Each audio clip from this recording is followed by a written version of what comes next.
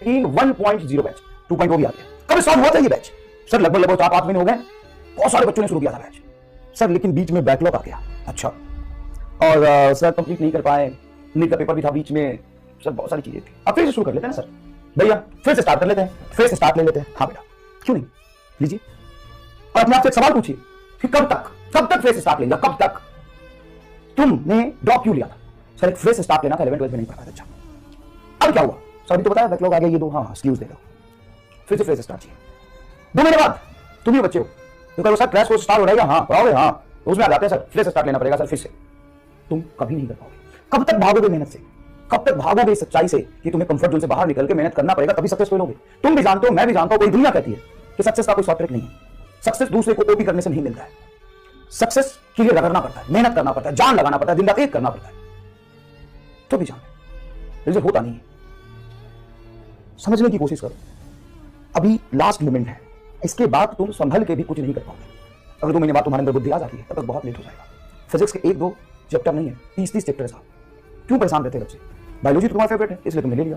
Chemistry में organic inorganic कर ही लेते बच्चे, फिजिकल में थोड़ी दिक्कत आती है। तो ये 2 सब्जेक्ट बच्चों का स्ट्रॉन्ग होता है 90%। और सिलेक्शन यही दोनों में, सिलेक्शन में इन्हीं दोनों का इंपॉर्टेंट रोल है। ये दोनों आपका बहुत अच्छा है तो सिलेक्शन के पास आप पहुंच जाएंगे, लेकिन अल्टीमेटली सेलेक्ट तभी होंगे जब आपका फिजिक्स बढ़िया होगा।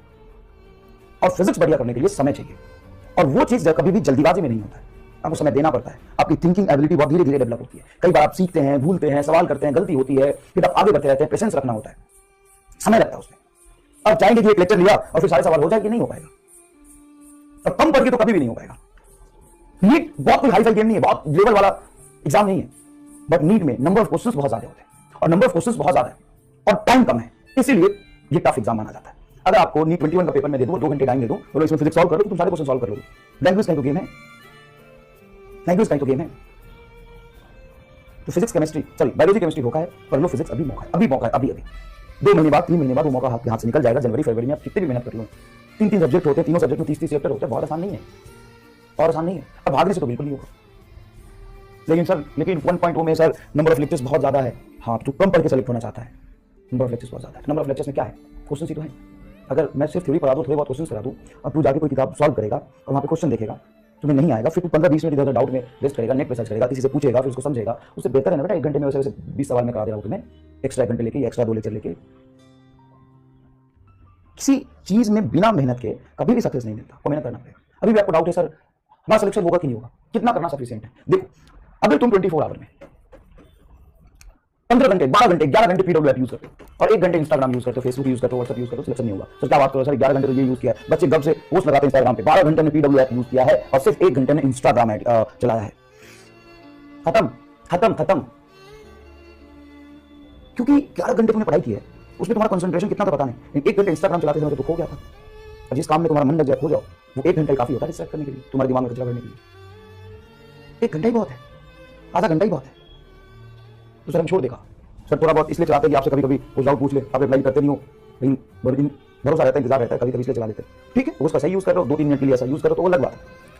लेकिन तुम पूरे दिन अगर चला रहे हो, 1 घंटे भी चला रहे हो, या फिर व्हाट्सएप यूज कर रहे हो, या किसी भी वजह से तुम डिस्ट्रैक्ट हो ना, किसी भी रीजन से, घर वालों की वजह से हो, या तुम्हारा पर्सनल रीजन है, या किसी इंसान की वजह से हो, किसी भी वजह से तुम इरिटेट हो, डिस्ट्रैक्ट हो रहे हो, तो तुम्हारी एफिशिएंसी पे फर्क पड़ेगा, तुम नहीं कर पाओगे। अब तुम यही सवाल पूछते रहोगे कि मैनेज नहीं हो रहा। तुम पहले डिस्ट्रैक्शन से दूर तो जाओ और इंटेंशन को क्लियर करो। 24 घंटे तुम्हारे दिमाग में सिर्फ पीसीबी चलना चाहिए, फिजिक्स केमिस्ट्री बायोलॉजी चलना चाहिए, और फिर पूछो कि सर अभी भी मैनेज नहीं हो रहा। पूछ नहीं सकते, आराम से मैनेज होगा, आराम से मैनेज होगा। सर इतना तो समझ में आ गया, चलो ठीक है, लेकिन सर क्या कितना करना सफिशिएंट होगा? हमें बता दो सर, नहीं तो बाद में दिक्कत हो जाएगी। कितना करना सफिशिएंट होगा? ये गलत सवाल है। ये कभी सवाल ही नहीं है कि कितना करना सफिशिएंट होगा। सवाल ये है कि तुम कितना कर पा रहे हो, और उसमें धीरे धीरे लेवल बढ़ाया जाता है। अब तुम इससे लेक्चर नहीं हो पा रहा साहब, तो सबसे पहले तो लेक्चर इंपॉर्टेंट है, सबसे पहले तो लेक्चर इंपॉर्टेंट है। उसके बाद लेक्चर के नोट्स।